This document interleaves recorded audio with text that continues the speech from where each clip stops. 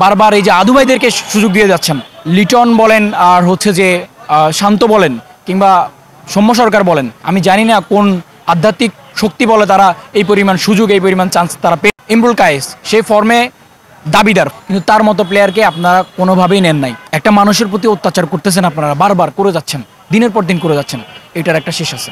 এই ঈদে কম খরচে বেশি আনন্দ উপায়। এখন যে কোনো উপায় এজেন্ট থেকে 25,000 টাকা ক্যাশ আউটে ইনস্ট্যান্ট 25 টাকা ক্যাশব্যাক, যত খুশি ততবার। আপনাদের বিচার এই জমিনে একদিন হবে। দুর্ভাগ্যর চরম লেভেল এবং ব্যাটিং ব্যর্থতা দুটেই। আপনি একটা জিনিস দেখেন, আমাদের যে বোলিং ইউনিট ছিল গত ম্যাচে, যে আমাদের যে বোলিং অ্যাকশনটা ছিল, যে বোলিং পারফরমেন্স ছিল, কোনোভাবেই আপনি বিতর্কিত করতে পারবেন না।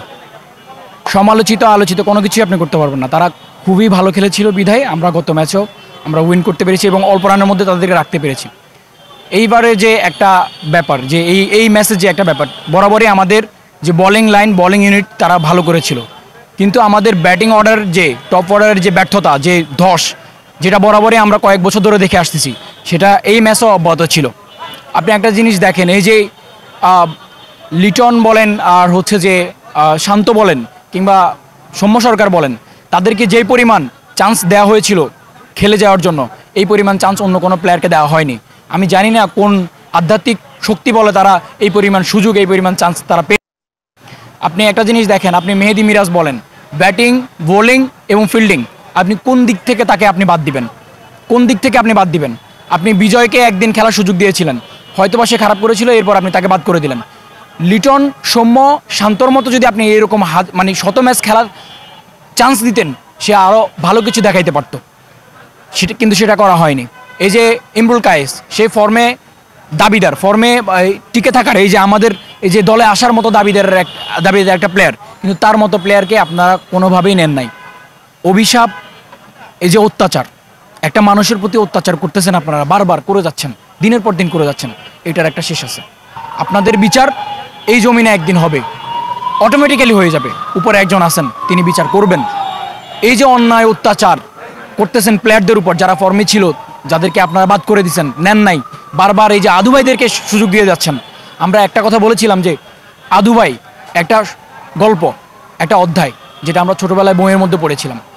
তখনকার আদু ভাইদেরকে আমাদের দেখার সৌভাগ্য না হলেও এই বর্তমান আদু ভাইদেরকে দেখার দুর্ভাগ্য আমাদের হয়েছে, যার কারণ এই যে সৌম্য, এই যে লিটন, এই যে শান্তর মতো প্লেয়ার দলে থাকা। আপনি মরে যাব, কিন্তু আমাদের বাচ্চারা, আমাদের ছেলেরা, আমাদের ভবিষ্যৎ প্রজন্মরা এই আদু ভাইদের মতো আরও অনেক আদু ভাই দেখে যাবে, যদি বিসিবির দ্বারা পরিচালিত হয় এই ক্রিকেটটা। আপনি একটা জিনিস দেখেন, এই যে মাহমুদুল্লাহ রিয়াদ অভিজ্ঞ প্লেয়ার, এবং মাহমুদুল্লাহ রিয়াদকে অনেক অত্যাচার বলেন, নিপীড়ন বলেন, সব কিছুই করা হয়েছিল দল থেকে বাদ দেওয়ার জন্য। সেই মাহমুদুল্লাহ রিয়াদ গত মাসে জেতানোর মতো অবদান তার ছিল, এই ম্যাচও অনেকটা দলকে নিয়ে গেছে। দুর্ভাগ্যজনক, শেষটা আমরা শেষ করতে পারিনি।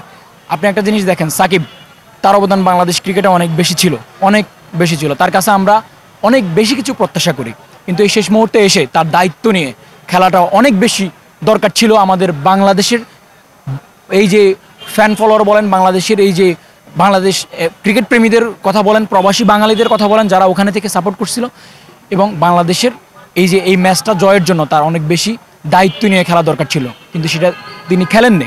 আমি জানি না উনি কেন খেলতে পারেননি।